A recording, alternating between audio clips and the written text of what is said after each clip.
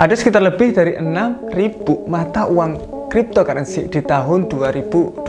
Ingat, 6.000 lebih. Padahal di tahun-tahun sebelumnya itu nggak sebesar ini. Kalian bisa lihat grafiknya. Setiap tahun itu mata uang cryptocurrency bertambah. Dan ingat, itu akan terus bertambah seiringnya waktu. Jadi kalau kalian ingin mendapatkan uang dari cryptocurrency ini, gimana sih caranya? Let's talk! Oke, yang pertama pastinya kalian harus mempunyai broker terlebih dahulu. Broker di sini kalian bisa memilih dua, yaitu khusus cryptocurrency, ada kayak cryptocurrency, Indotech, Luno, Rekeningku, dan Pintu. Atau Anda bisa memilih forex broker yang kita sudah bahas di video-video sebelumnya. Ada 5 rekomendasi untuk forex broker terbaik untuk orang Indonesia, ada di sini, saya kasih linknya nanti. Nah, itu kalian bisa memilih broker itu, kemudian di dalamnya biasanya itu ada cryptocurrency-nya. Nah, jadi kalian bisa memilih tuh khusus cryptocurrency, atau kalian bisa memilih forex broker, itu is up to you. Kalau forex broker kalian bisa trading forex, kemudian crypto, kemudian saham. Jadi ada 3 instrumen untuk kalian trading di forex broker itu. Tetapi spreadnya atau komisinya pastinya lebih besar, karena forex broker ya untuk forex bukan untuk cryptocurrency. Makanya komisinya ya agak lebih besar daripada khusus yang di crypto tadi. Nah, cara daftarnya pun sangat gampang. Kalian hanya daftar aja. Ini nggak perlu kalian kuliah dulu untuk daftar. Jadi kalian hanya masuk ke websitenya, daftar. Oke, kemudian verifikasi dengan HP, kemudian deposit, deposit. Kalau ada pertanyaan, ada customer service di sana. Jadi kalau pembukaan rekening dan lain-lain kita nggak usah bahas, karena sangat-sangat simpel, karena tinggal ngisi formulir, kemudian verifikasi, kemudian deposit, that's it. Oke, ketika kalian sudah mempunyai akun broker, contoh kalian sudah membuka akun di toko kripto atau kalian sudah membuka akun di forex broker, apa yang harus kita lakukan? Nah, kalian harus berpikir tuh, oke, saya mau trading apa terlebih dahulu? Mata uang kan banyak tuh, kalian mau trading apa? Contoh kalian mau trading Bitcoin. Trading Bitcoin di sini bagaimana caranya? Kapan saya buy, kapan saya sell?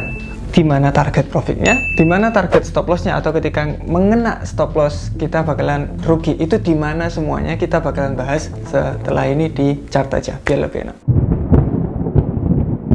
Kalau kalian lihat di toko kripto maupun di forex broker, itu kalian bakalan melihat chart seperti ini. Warnanya pasti berbeda, tetapi ya lihat, pasti ada candle-candle seperti ini, ada turun, ada naik.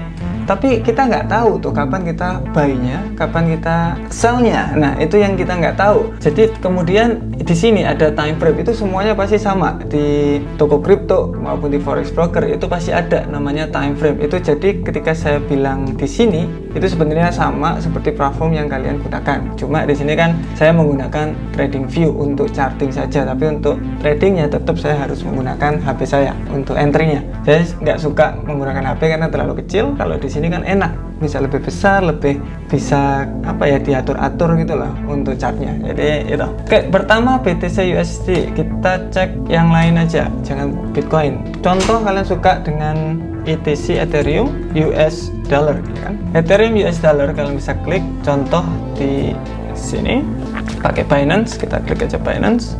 Oke, contoh Binance. Nah, ini ada ETH USD. Jadi Ethereum dengan US dollar dengan Amerika. Kalau nggak salah, ada nggak ya Ethereum dengan IDR? Oh, ada juga Ethereum dengan Indonesian rupiah, tapi kita membahas tentang Ethereum USD. Kita akan membahas di manakah sih kita bisa membeli, di manakah sih sebenarnya kita bisa menjual dengan sangat-sangat dasar saja. Oke?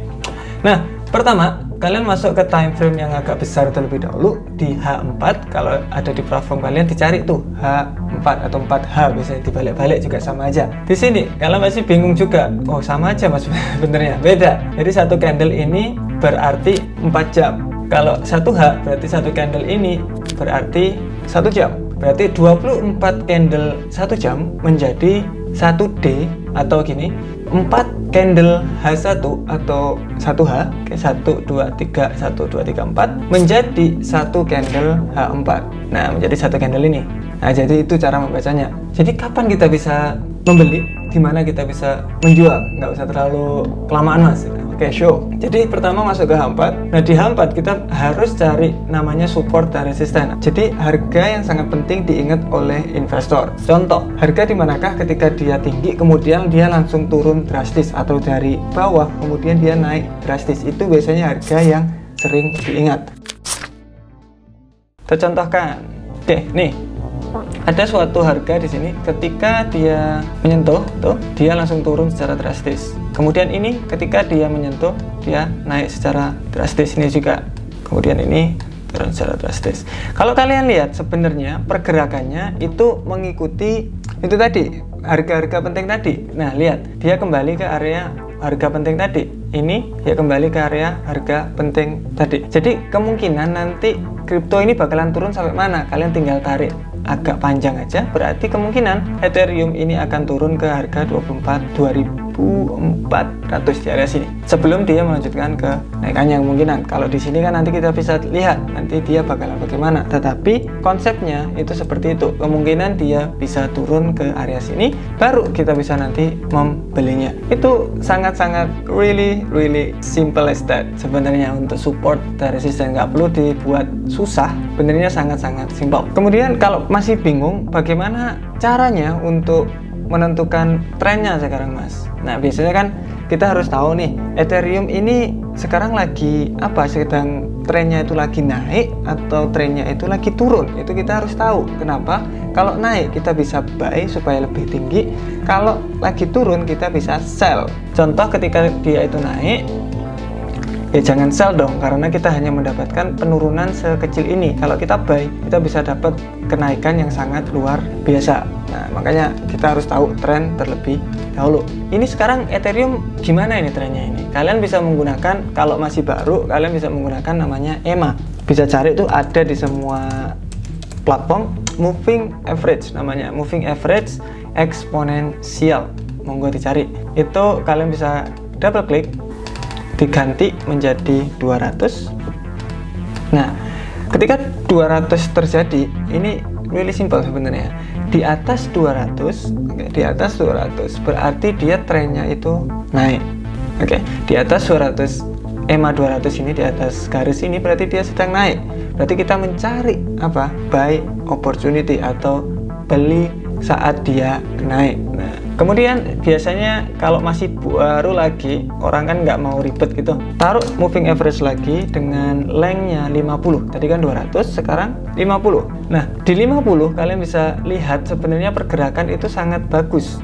Nih dia menyentuh 50, dia turun, dia break kembali ke 50 nya, dia turun, naik, dia break area 50, kembali ke 50, dan dia naik terus menerus. Nah lihat sama juga, dia turun, dia turun, dia turun. Cara melihatnya bagaimana? Ketika dia crossover berarti dia memang berubah dari turun ke naik. Ini sekarang sedang naik. Ketika dia crossover atau ke cross seperti ini, dari bullish atau dari naik ke turun sekarang. Nah ingat saya bilang tadi, ketika kita naik, ketika trennya itu naik, kita cari buy. Berarti kita hanya tunggu dia kembali ke area EMA nya. Jadi kemungkinan dia akan turun ke sini. Ini juga bersinggungan dengan harga penting tadi. Jadi benar kalau memang dia mau ke situ. Kemudian dia bakalan kemana? Kemudian dia akan seharusnya naik lanjut. Karena di sini adalah tren naik. Jadi seharusnya dia lanjut untuk naik. Targetnya ya harga yang penting lagi di mana? Di sini ada harga penting kan tadi sudah selesai. Tinggal yang di atas di sini ada harga penting. Dia tersentuh kemudian turun, dia tersentuh kemudian turun, berarti di sini ada harga penting. Nah lihat nih, dia sampai ke 2837. Jadi kemungkinan nanti kalau mau membeli untuk Ethereum, kalian bisa membeli di harga 2400 sebelum dia lanjut naik lagi. Gimana caranya? Sangat-sangat simpel kan? Tidak usah mempersulit diri sebenarnya. Cara itu mudah sekali, yang jelas resikonya itu dijaga. Jangan ini pasti turun saya sell, ya jangan, hati-hati, karena dia lagi trennya naik ya kita harus cari buy, jangan cari sell. Jadi gitu. Kemudian resikonya yang kecil dulu. Contoh, setiap kali trading kalian, katakanlah modal kalian itu 10 juta, berarti setiap kali trading ya rugi 100.000 atau 200.000 terlebih dahulu. Tapi kan itu nanti konstan, terus menerus. Tiap hari kita trading, itu selama 1 bulan nanti kelihatan tuh berapa persen kalian untungnya itu berapa. Jadi kelihatannya nanti long termnya. Jangan sekarang kalian berpikiran 2% itu kecil, 3% itu kecil. Enggak, 2%, 3% itu besar sekali kalau modal Anda besar. That's it, that's really simple. I hope you love it and I will see you in the next video. Bye bye.